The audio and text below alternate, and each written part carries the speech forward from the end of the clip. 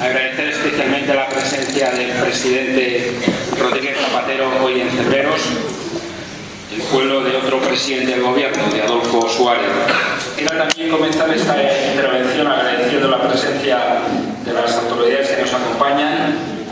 Han estado durante la visita al museo la señora subdelegada del gobierno, el señor presidente de la Diputación, ha estado también otras autoridades que están hoy aquí entre nosotros, el subdelegado de Defensa de Ávila, parlamentarios nacionales, autonómicos, portavoces de Diputación, diputados provinciales, compañeros alcaldes y concejales de la provincia de Ávila y de provincias vecinas y cercanas, miembros de la Corporación de Cebreros, y quisiera especialmente también agradecer la presencia de José María Suárez, hermano de Adolfo, que ha querido estar hoy aquí también con nosotros.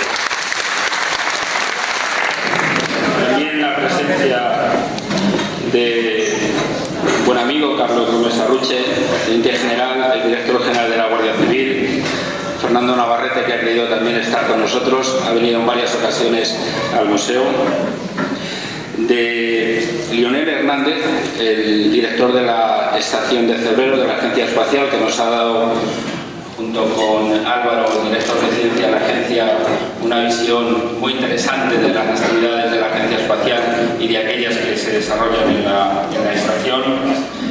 Y en definitiva, otras personas que han estado y que están hoy aquí con nosotros. Está también el presidente de Cruz Roja, hay, como digo, parlamentarios, está Mamen, parlamentaria nacional. En definitiva, muchos amigos de Cebreros y de otros municipios, y muchos compañeros míos y de nuestro partido.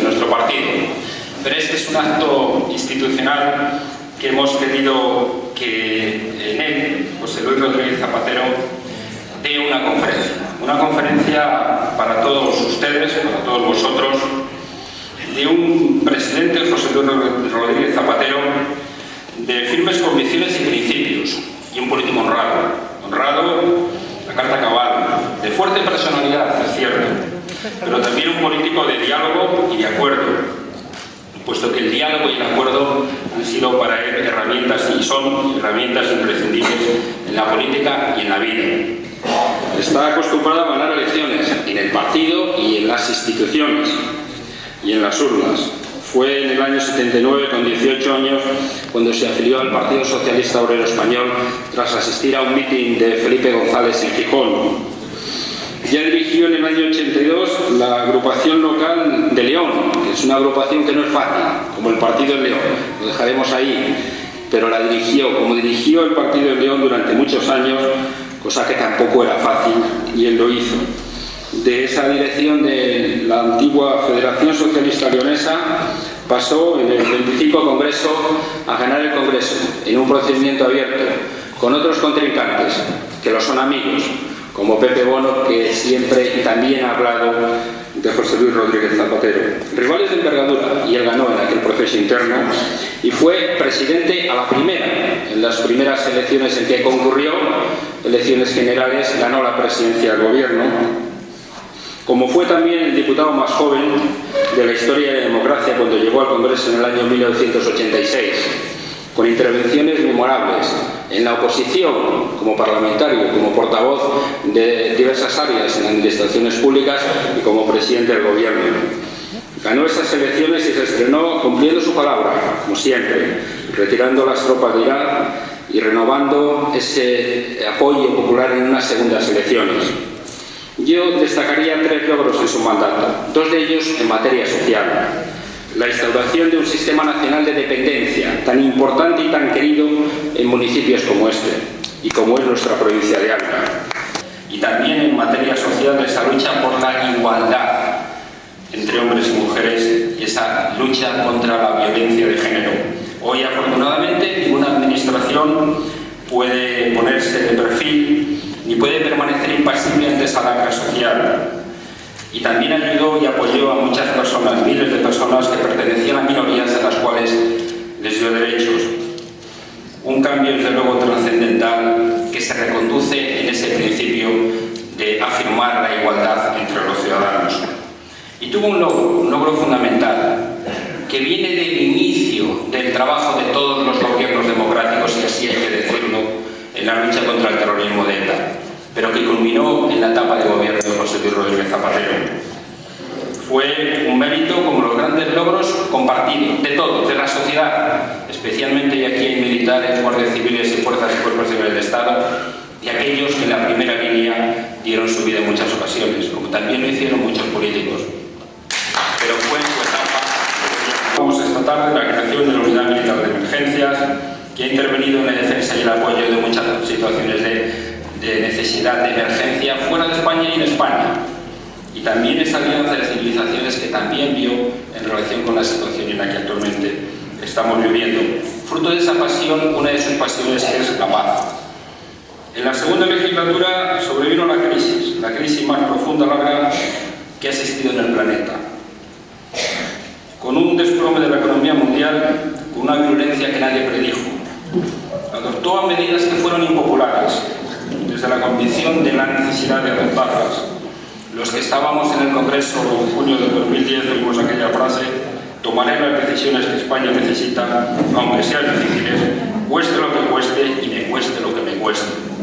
Se retiró de la primera línea de la política tras 8 años en la Moncloa y prometió y cumple su predicción de que sería un buen expresidente, y lo es, un buen expresidente de la democracia, que lo demuestra cada día siendo respetuoso con sus sucesores en el gobierno y también en el PSOE. Otra demostración de su desapego al poder y de sus principios democráticos. Su agradecimiento al PSOE y a España es real, no son palabras bonitas. Por eso está hoy aquí, en Cebreros, para hablar del valor de la democracia, del presidente Adolfo Suárez, para hablarnos de un paisano nuestro que fue fundamental en un proceso que todos hemos dado y convenido en llamar la transición política. Gracias, José Luis, por estar hoy aquí con nosotros, en Cebreros, que Cebreros quiere ser un poco el pueblo de todos los presidentes del gobierno, porque aquí nació uno de ellos. Termino también, José Luis, trasladándote un afectuoso saludo de su hijo, Adolfo Suárez Illana, que no ha podido estar con nosotros y que te le envía. Señoras y señores, les dejo con José Luis Rodríguez Zapatero. Muchas gracias. Buenas tardes. Mi agradecimiento porque estén aquí un lunes a estas horas para escuchar algunas reflexiones sobre el valor de la democracia. Pero antes debo dar las gracias de manera efusiva, entrañable, cercana al alcalde y a todas las personas que durante esta jornada en Cebreros me han tratado con afecto, me han enseñado cosas sobre el infinito y el universo, sobre lo que realmente somos, desde esa fantástica antena que tenéis aquí en Cebreros y esos fantásticos profesionales que están al frente de la estación. Y además, gracias por la amabilidad, gracias José María, por la amabilidad que el espíritu de Adolfo Suárez que he percibido en Cebreros, en el talante. Ya sabéis que me gusta mucho la palabra talante, en el talante del alcalde y en la armonía que he notado. Mi agradecimiento. Saben que no suelo hacer muchas declaraciones públicas en España. No las suelo hacer porque de manera inevitable cada vez que me pronuncio o digo que sí a un periodista, a un medio de comunicación, pues las preguntas giran en torno a la actualidad, cómo hace las cosas el gobierno, la oposición. Y siempre he pensado que quien ha tenido la máxima responsabilidad como presidente del gobierno debe procurar más la prudencia que cualquier otra actitud. Debe incluso hacer del silencio un ejemplo a modo de contribución para que el proceso político discurra de una manera natural, y debe aceptar las críticas, aun a pesar de hacer ya pues 5 años que salí del gobierno, que aún recibo. Pueden ustedes entender perfectamente que no podría haber respondido a tantas veces que se ha invocado la herencia, ¿no?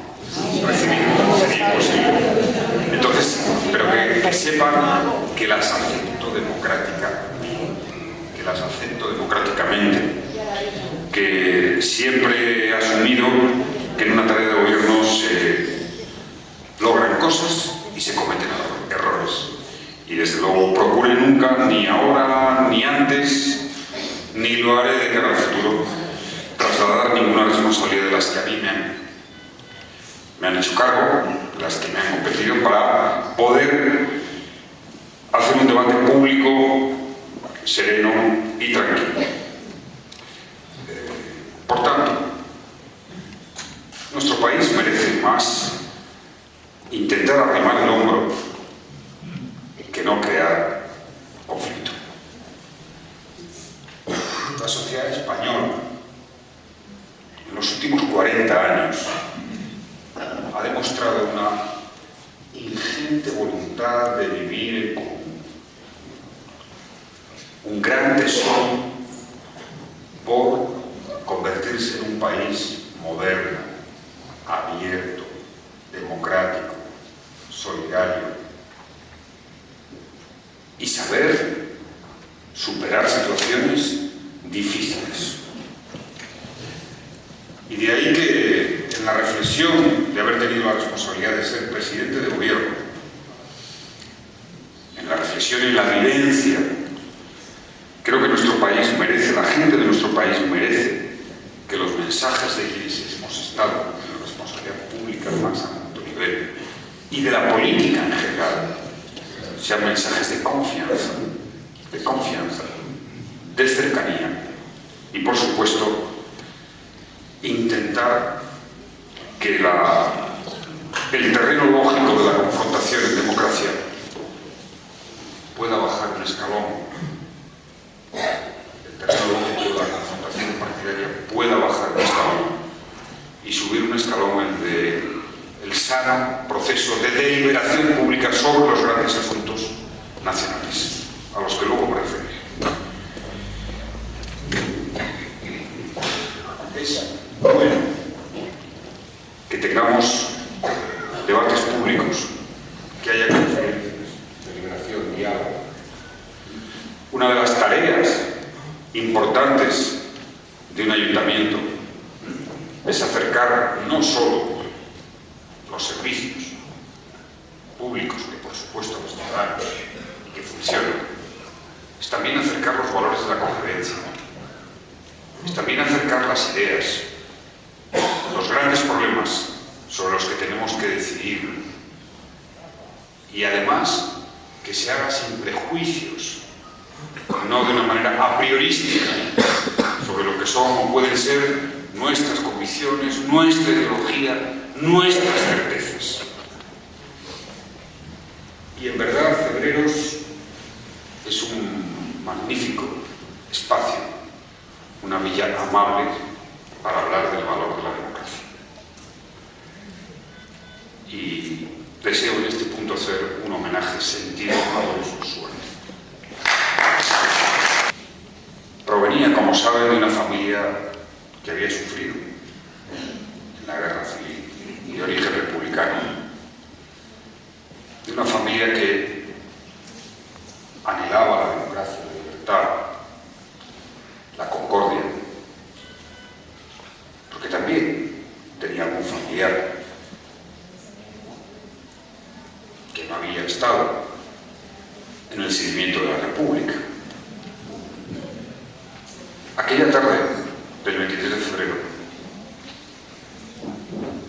yo ya era una persona comprometida políticamente, militaba en el Partido Socialista, estaba estudiando un examen, estudiaba la carrera de Derecho, estaba estudiando un examen de Hacienda Pública, no se me olvida, y a la vez, por mi interés por la política, estaba siguiendo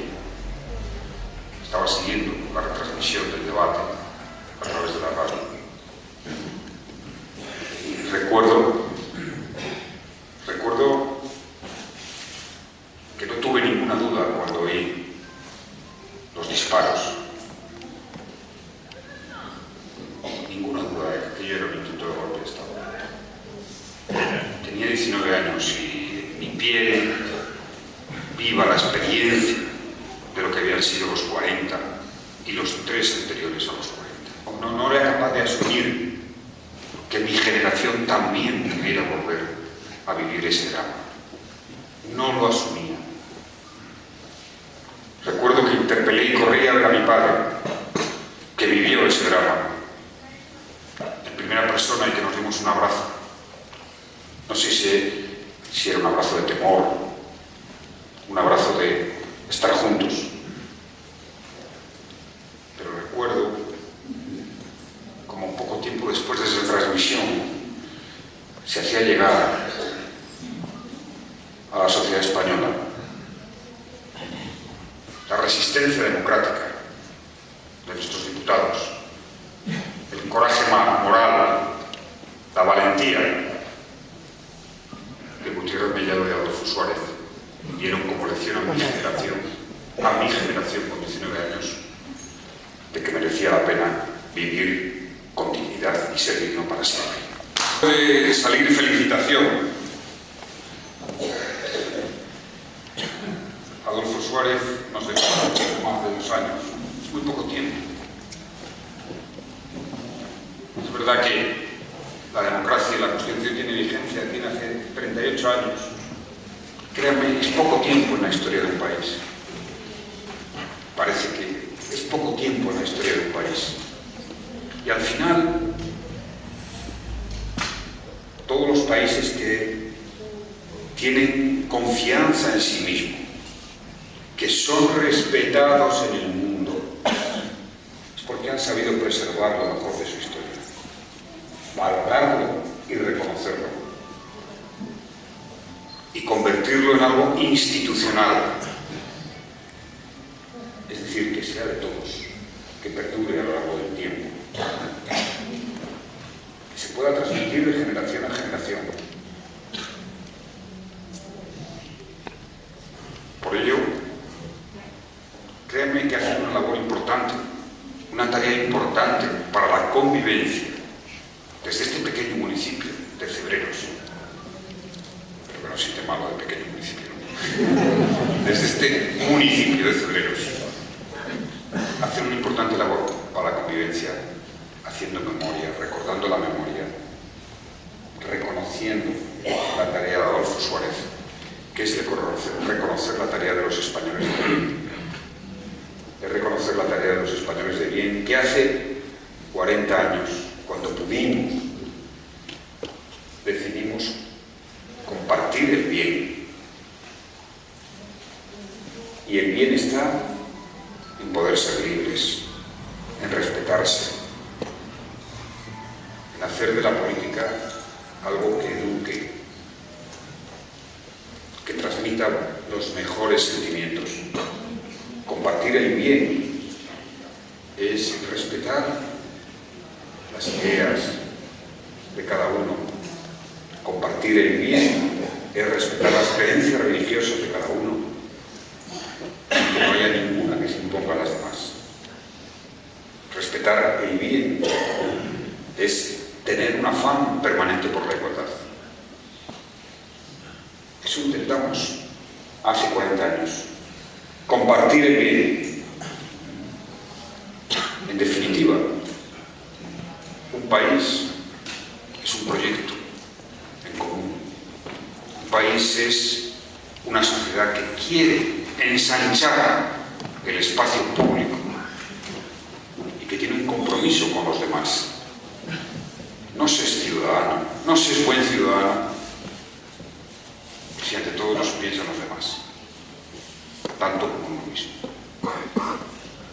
Y por ello, en esa trayectoria de esos 40 años, debemos de fortalecer la institucionalidad de la memoria. Y desde luego cuenten con mi ayuda, cuenten Cebreros con mi ayuda, como expresidente, para profundizar, desarrollar y avanzar. Me preguntaba en Moncloa, en algunas de las tardes difíciles, pensé en varias ocasiones en Adolfo Suárez. Intentaba, cuando estaba allí, identificar bien los espacios que él había tenido, las mesas en las que estaba sentado, las sillas, los rincones donde trabajaba preferentemente. Me explicaron en más de una ocasión los cambios que se iban produciendo, cómo se había empezado artesanalmente. Y compartí también muchas horas con el rey emérito, con el rey Juan Carlos, hablando de nuestra transición, hablando de Adolfo Suárez, de aquellos años tan excepcionales, tan excepcionales. Debo decirles, en el museo lo comentábamos, que por la inmensa mayoría de los países democráticos del mundo, es decir, los países que aprecian la historia, que la enseñan, no que la manipulan como los no democráticos, existe un extraordinario aprecio por la transición democrática española. Extraordinario aprecio por la transición española. Si fuéramos un país anglosajón, que son los mejores para la promoción y el marketing, sin duda, pues habríamos hecho de la transición española una gran proyección de España. Una gran proyección de España. Y debemos de intentar de mantener vivo ese empeño. Seguramente muchos de los problemas que hoy nos agobian, que hoy sentimos, se aliviarían si recordáramos mejor lo que fue la transición y el recorrido de estos casi 40 años. Ahora, en este tiempo, en donde parece que las incertidumbres pesan más que las fortalezas o las certezas como país, debemos, como siempre debe hacer una nación, un pueblo, una familia, una institución, afirmar sus raíces, afirmarlas. Les puedo asegurar, nadie lo va a hacer por nosotros, por cada uno de nosotros. Porque la democracia al final es algo que pertenece a la sociedad, al pueblo. La democracia no es un producto que se implante, no es algo ajeno que se exporte ni que se importe. Es lo que hacemos cada día. Es nuestro compromiso, nuestra actitud. Evidente que los partidos políticos, los líderes políticos tienen más responsabilidad, toda la responsabilidad. Pero no olvidemos, porque en una democracia hay que hablar de una sociedad adulta, que los partidos no son una parte o no tratan de partir la sociedad. No, al revés, los partidos unen a gente en torno a una idea para que esa unión pueda ser útil a la sociedad, trabajando juntos, empujando juntos, llevando a cabo proyectos juntos, igual que la mayoría de los responsables políticos. Y por ello tenemos que ser conscientes de que la democracia es algo auténtico. Quiero proclamar en estos tiempos de turbulencias, dejémoslo ahí, algo auténtico, un proceso abierto, donde a nadie se le niega ni la palabra ni el derecho a elegir y ser elegido. Conviene recordarlo. Lo digo en muchas ocasiones cuando voy a coloquios con jóvenes en universidades. Digo, la democracia es verdad. No tengáis ninguna duda. Conviene que esta afirmación esté bien anclada en nuestras convicciones. Soy testimonio de que la democracia es verdad. Al final, bueno, era un joven, relativamente joven, que me postulé para ser presidente del gobierno a través de mi partido. En fin, detrás de mí no había ninguna gran familia, ni del IBEX, ni del no IBEX, ni nada que se le pareciera, ningún poder fáctico de esos que dicen que cuentan tanto. legítimamente y con orgullo que llevaré toda mi vida presidir el gobierno de España y procuré presidirlo con dignidad. Grandes logros. No ya porque nuestra renta per cápita haya sido el periodo que más haya crecido, o porque hayamos desarrollado un estado del bienestar con la educación, la sanidad, las pensiones, que ahora tienen un problema, cierto. Luego haré una breve referencia a eso. No porque hayamos logrado un país de los más seguros del mundo. Hay que reconocerlo a nuestras fuerzas y cuerpos de seguridad del Estado. Uno de los países más seguros del mundo. Creo haber estado en 90 países. Conozco 90 países. Y si de algo se tiene noticia de España, que se valora, incluso en los momentos más duros de la crisis, es que es un país seguro, es un país de convivencia y un país de los más tolerantes, en cuanto a la diversidad, en favor de la igualdad. Es quizá el país con menos xenofobia de toda Europa.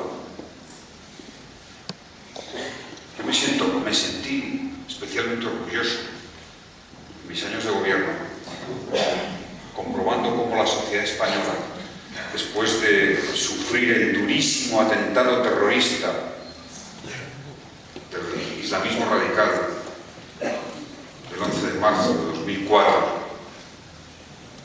no tuvo ninguna reacción xenófoba contra las personas que profesan el Islam. Y nuestro país está puesto como ejemplo en la convivencia.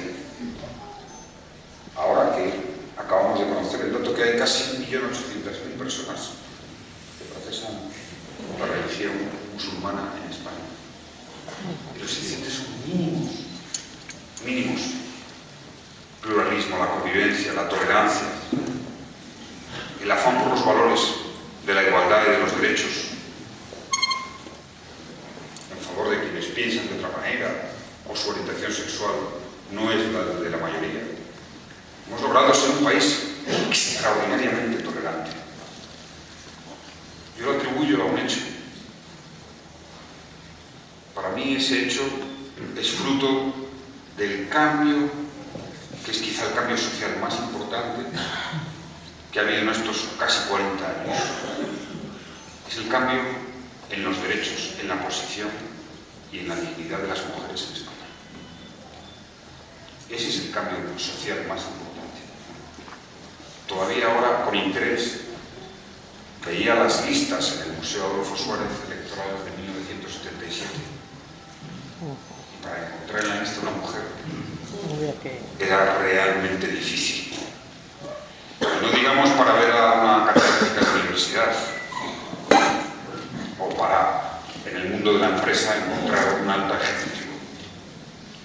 El cambio más importante, social, que es lo que cuenta al final, que ha habido en España, es en favor de la igualdad entre hombres y mujeres. Y atención, aún queda un trecho importante por recorrer y por eliminar del machismo de los machistas, que es mucho machismo el que todavía queda en España. Avancemos en favor de los derechos a la igualdad de la mujer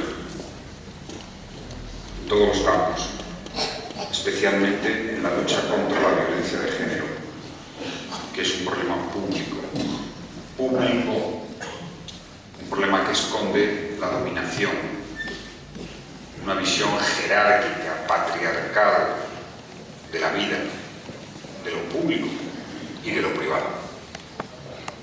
Esa es la mayor palanca de cambio social, porque podemos tener unas instituciones democráticas, unas más que otras. El ejército, en fin, tiene que tener sus singularidades, obviamente. Pero tan importante como las instituciones democráticas, y ojalá sean lo más democráticas, tiene que haber una sociedad democrática en la empresa, en la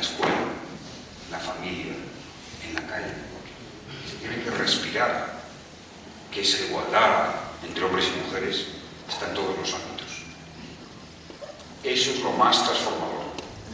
Y eso es lo que explica decisivamente que nuestra sociedad haya dado ese vuelo hacia la tolerancia que es reconocido y aspirado por todos.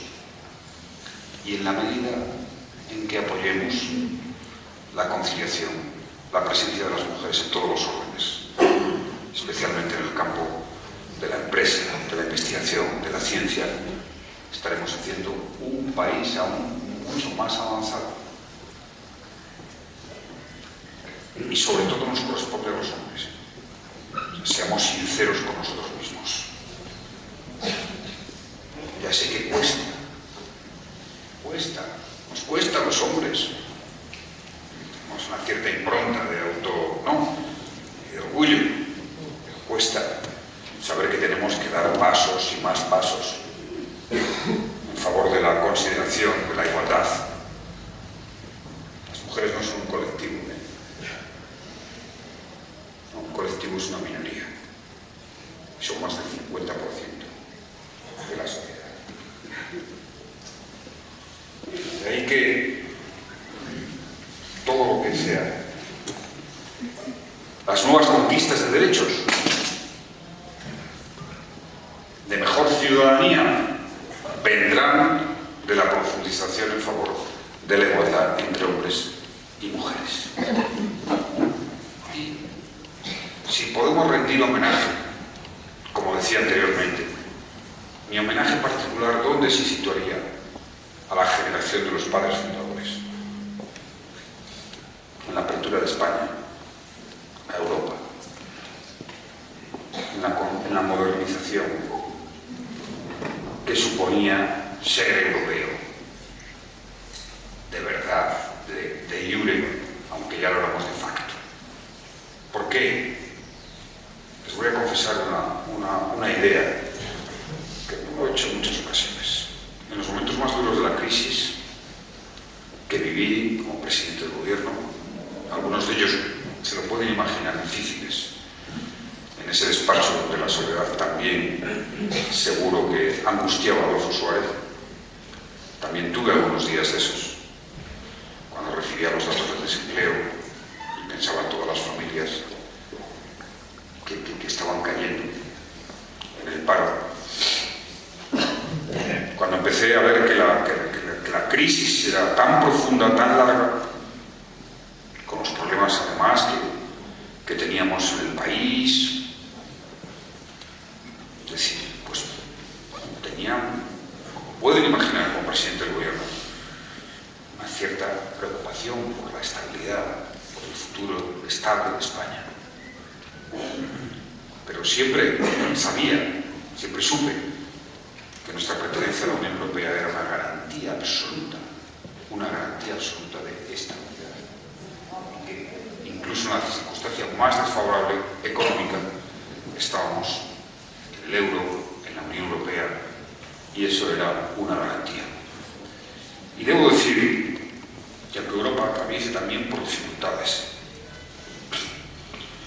no habrá un proyecto que nos haga recuperar, no habrá una política que nos haga recuperar progreso, bienestar, derechos, empleo, si no es de la mano del proyecto común europeo. Si no es de la mano del proyecto común europeo. En el tiempo histórico que nos ha tocado vivir, solo no se va a ningún sitio, más que a la derrota. Y todo lo que sea sumar esfuerzos, unir, compartir, será la única garantía para preservar lo mejor de nuestro bienestar y recuperar lo que hayamos perdido. Hoy hemos visto un buen ejemplo con la investigación científica. Europa está al nivel de Estados Unidos en la investigación aeroespacial. Europa. Pero solo lo podría hacer si estuviera unido. Solo lo puede hacer porque están unidos todos los países. 22, creo recordar. Así podríamos ir todos los ejemplos, desde la moneda. Imagínense que esta crisis nos hubiera pillado con la peseta. Pues la riqueza de cada familia habría bajado pues, un 30 o 40%, porque habría que haberla evaluado de una manera intensa. Por ello, puede haber crisis económicas y duras como esta, con consecuencias políticas y sociales duras, que son las grandes prioridades que hay que atender de este tiempo, de este momento. Parte de la sociedad, no sé si era un 5, un 10, un 15, un 20, que ha atravesado por la exclusión social, que está en la desesperanza ante su futuro. Y es la gran prioridad. Todo lo demás es absolutamente secundario hoy en España. Absolutamente secundario. Todas las reformas, y mira que tenemos multiplicación de propuestas de reformas. Lo importante es que este país se demuestre a sí mismo que no va a dejar a nadie atrás. Lo importante es demostrar que un país y la condición de miembro de un país es precisamente un país democrático, avanzado, es precisamente saber que todos solidariamente nos responsabilizamos de aquellos que tengan un momento de dificultad enorme. Es decir, que se comparte un destino que hoy puede ser tú, mañana puede ser cualquiera. Este es el gran reto. Pero no pongamos en cuestión los grandes principios, los grandes valores democráticos, nuestros logros históricos. Y que nadie lleve la voz sobre el sistema, porque como dije al principio, este modelo, la democracia, es un proyecto abierto. Dicen que uno de los tests más importantes para medir la salud democrática de un país es el grado de libertad de expresión. Saben que ahí empezó la democracia. El origen de la democracia es la libertad de conciencia, primero, luego la libertad de expresión, luego la libertad de prensa o de imprenta, es decir, difundir. Primero, poder pensar cada uno lo que quiera. Y segundo, difundirlo. Ese es el origen de la democracia, de la fórmula más avanzada de convivencia de la historia. Pues bien, disponemos de un elevadísimo grado de libertad de expresión en España, hoy multiplicado gracias a las nuevas tecnologías, a las redes que son absolutamente libres y donde todo el mundo puede emitir, conocer, criticar, sí, sin límites. Créanme que eso ha sido en la historia, es un brevísimo periodo y muy pocos países disfrutan de ese grado de libertad de expresión tan absoluta que nos permite saber que nuestra democracia está viva. Y está viva también porque, como se ha demostrado, aquí no hay partidos ni políticos para siempre. La democracia es un proceso abierto. Y quien de verdad quiera concurrir, tiene la posibilidad de concurrir, de ser elegido, de gobernar. Esta no era una democracia ni cerrada ni oxidada, ni lo es. Es una democracia abierta y, por tanto, auténtica. Y yo celebro, creo que debemos de celebrar que quienes gritaban legítimamente no nos representan, ahora se sientan representados en el Congreso. Por la experiencia lo podríamos decir. Sí, yo le voy a decir que el presidente del gobierno tiene mucho poder en un país, mucho poder, pero menos de lo que parece. Seguramente si pudiera dialogar con esto con Adolfo Suárez lo compartiría plenamente. En una democracia es así, afortunadamente es así, afortunadamente. Y el ejercicio del poder, ante todo, debe ir acompañado por la actitud de la contención. El poder debe ser contenido. Y la sociedad exigente y vigilante. puedo tranquilizar, os puedo tranquilizar que el poder está sometido en España, el presidente del gobierno, a muchos controles políticos, de los medios de comunicación, sociales. Ustedes lo ven todos los días. Claro, cada vez que vemos un escándalo nos preocupamos, agitamos. Pero les puedo decir que eso, es decir, se combate, se persigue y acaba en manos de la justicia, a veces lenta, en los países solo democráticos. Y no tengan ninguna duda, les habla un presidente del gobierno que ha sido de que no tiene por qué decir lo contrario, ¿no? Tenemos la justicia independiente y lo van a ver como se van a condenar a personalidades que han sido muy relevantes. Lenta sí, pero independiente e imparable. Yo he estado como presidente de gobierno a la espera de alguna sentencia, alguna noche, alguna mañana, decisivas para el gobierno, a la espera de saber cuál era la limitación de una sentencia y enterarme por los medios de comunicación. Yo trato cada día de transferir esta realidad a mis compañeros, a mis amigos, no para que ganen fe en la democracia, no, para que sea juzgada justamente esta democracia, para que se la juzguen justamente.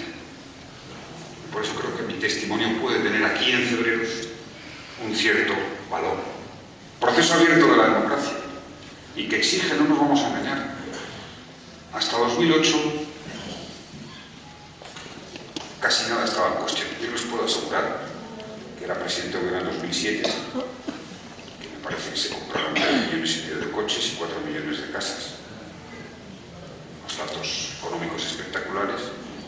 Es a partir de la crisis, de una crisis durísima, inesperada, que toca el corazón de un sistema social cuando se abre un debate sobre expectativas de futuro de la democracia.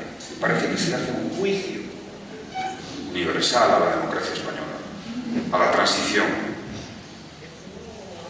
No confundamos los planos, ni hagamos algo que no se pueda hacer en derecho, en el sistema acusatorio, en el derecho penal, y es hacer juicios generales, sino caso a caso.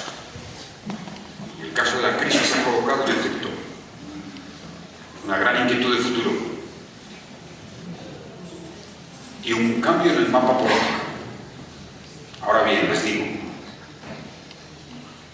no hay vieja y nueva política. La política es la política desde Grecia, desde Roma. Está descrita en Maquiavelo, en los pensadores de la Ilustración, en los revolucionarios franceses, en los padres fundadores norteamericanos. Hay momentos históricos diferentes. Antes de la imprenta, después de la imprenta. Antes de la radio, después de la radio. Antes de la televisión, después de la televisión. Antes de Internet, después de Internet. Pero la esencia de la política es siempre la construcción de un espacio público y la definición de cómo establecer el poder político en ese espacio público, la participación, la relación entre poder y ciudadanía. Con la política pasa como con la arquitectura. Sí hay diversos estilos. El plateresco, el barroco, el gótico, el modernista, pero los fundamentos de cómo se sostiene un edificio son inalterables. Por ello, ni se entusiasmen especialmente con la nueva política, más que nada para no les genere una decepción, ni hay que denostar tanto la vieja política. Porque, insisto, la política es, en esencia, la política, y lo seguirá siendo, como lo ha sido a lo largo de la historia. Eso no quiere decir que no tengamos retos decisivos en nuestro país. Simplemente enumeraré lo que para mí son los más importantes. 4. Y no está entre ellos la reforma de la Constitución. primero intentar lograr algo que desde la transición democrática no hemos conseguido. Y es cómo la respuesta o la situación de la crisis económica nos lleva a una tasa de paro tan elevada, más elevada que los países europeos. Y cómo podemos hacer que la economía produzca lo suficiente para generar más empleo. ¿En qué sectores? ¿De qué manera? ¿Con qué concurso de empresarios y sindicatos? Y es un reto que va a durar años y que no se puede desligar del segundo problema, la segunda gran cuestión nacional, que es la sostenibilidad de las cuentas públicas. La sostenibilidad de las cuentas públicas. Venimos de una época teóricamente de recortes, pero el déficit público está en el 5% del PIB y la deuda en el 100% del PIB, del Producto Interior Bruto. Y el recorrido es el que es. He vivido ese momento de angustia ante el tomar medidas de limitación del gasto. Pero no crean que es un capricho, ni una sumisión. Yo no lo hice ni por capricho ni por sumisión, sino porque lo he intentado explicar en alguna ocasión.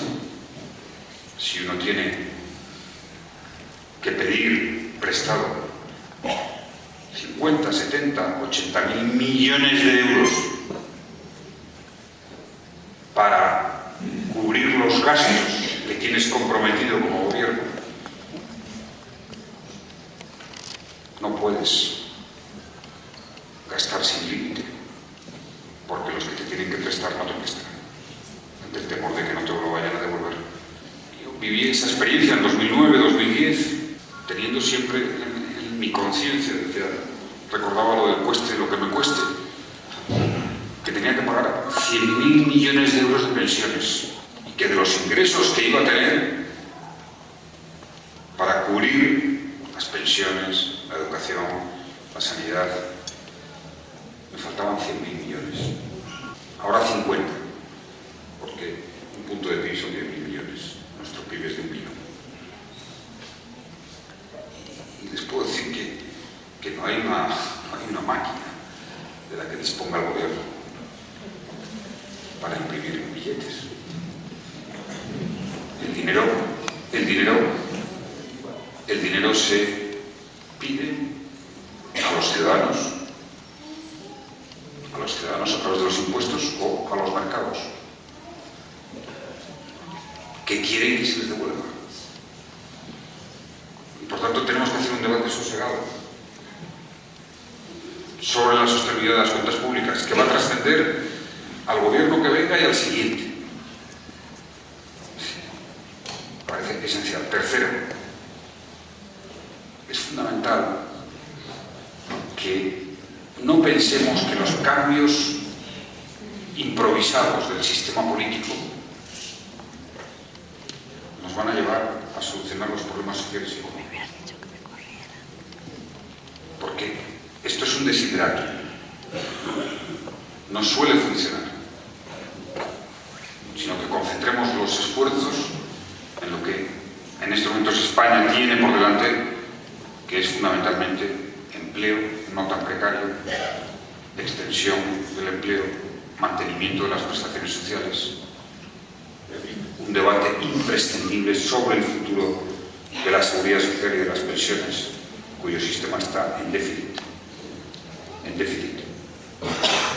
Y el Fondo de Reserva de la Seguridad Social, estas son palabras mayores, pues está muy debilitado. Y tenemos que hacer una deliberación colectiva. Insisto, va a trascender a un gobierno, a otro gobierno, a otro gobierno. Son tres grandes temas. Y el cuarto, tenemos que hacer una afirmación en torno al valor de la democracia como unidad. De la democracia como unidad. Y al valor de la política como unidad. La política en democracia busca unir, forjar la convivencia en la diversidad, pero unir. No hay ninguna democracia que haya conocido una separación territorial de su país. Ninguna democracia. No hay política en el independentismo. Solo hay manifiesto. Solo hay proclama. La política es ampliar el espacio común público. La política es salir al encuentro. Tenemos que hacer una afirmación y poner fin, de alguna manera. Creo que el diálogo es el mejor camino a esta zozobra e inquietud sobre el futuro de España como un proyecto común, unido. Y esta es una afirmación que me parece imprescindible. De todas formas, expresaré mi optimismo. Igual que son alentadoras las encuestas en el País Vasco, alentadoras, desde que acabó el terrorismo, además, alentadoras sobre la tendencia a los que se manifiestan independentistas, también en tiempo jugará en favor de esa tendencia en Cataluña, y que se deje la proclama, que vuelva a la política. La política es la defensa de las ideas desde la racionalidad de la realidad. Estos son los 4 grandes temas. Para ello, no se ha inventado mejor camino para abordarlos que dirigirse a una sociedad adulta. Esto me parece importantísimo. A una sociedad adulta como es la española, e inteligente, y fomentar los debates, la deliberación pública. Más debates, quizá menos encorsetados, tertulias menos instantáneas, y volver a las conferencias de fondo, a las clásicas, para que podamos y se pueda exponer las ideas con toda transparencia y justicia. Que sepan que mi confianza en el futuro de España es firme. Su sociedad es una sociedad madura, articulada, inteligente, con una gran formación. Puedo decir que sufro cuando estoy fuera de España y por un lado veo a tantos universitarios que se han ido, buenos profesionales, algunos investigadores que tenemos que intentar traerles cuanto antes. Me dicen empresarios, gobiernos de otros países me dicen: oye, ¿no os dais cuenta que la mejor marca España está siendo toda la gente de gran nivel que ha ido a trabajar por Europa, por Latinoamérica? La mejor marca España. Y yo sufro, por un lado, por otro me siento muy orgulloso. Y digo, ¿cómo es posible que luego cuando tengamos el debate entre nosotros, como españoles, digamos que nuestra universidad es tan mala, nuestra educación es tan mala, así cuando nuestros profesionales e investigadores están en el mundo nos dicen esos deben ser la marca España? Esto es una contradicción difícil, una paradoja difícil de entender y de asumir. Sí, mi confianza en el futuro no es voluntarismo, no, ni optimismo, no. Mi confianza en el futuro es conocimiento de la sociedad española, que merece gran respeto. Creo que es lo primero que debe exigir ser un político, que respete a la sociedad. Lo primero. Que saque lo mejor de sí mismo, que pueda poner encima los mejores valores, los mejores estímulos, los mejores instintos. Que conciba que un país es un país de hombres y mujeres semejantes, que nadie puede tener privilegios. No. Revolucionarios franceses les gustaba hablar de los semejantes. para referirse a los ciudadanos, los semejantes, que no puede haber tan grandes diferencias, ni privilegios, ni esas desigualdades que hay que corregir urgentemente. Y que eso, ya les digo, depende esencialmente de que forjemos el buen debate democrático, el buen debate cívico, sin caer en la tentación de que aquí no ha pasado nada, que no es cierto, ni caer en la tentación de que aquí todo lo que hay que hacer es empezar de nuevo, porque sería un grave error.